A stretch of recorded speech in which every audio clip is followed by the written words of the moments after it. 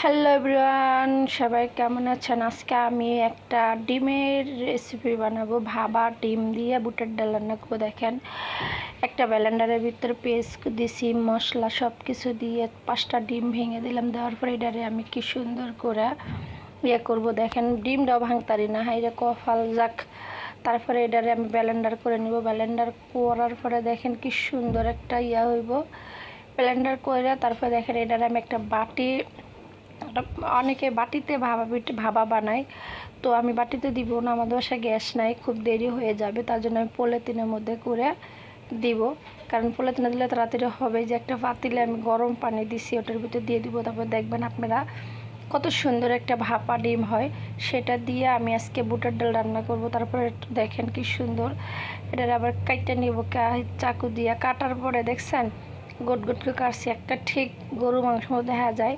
তো আপনারা ইচ্ছা করলে তেলে ভাজতেও পারেন, নাও পারেন। আমি একটু তেলে ভাজে দিলাম, কারণ তেলে ভাজে দিলে একটু কালারটা সুন্দর হবে, যার জন্য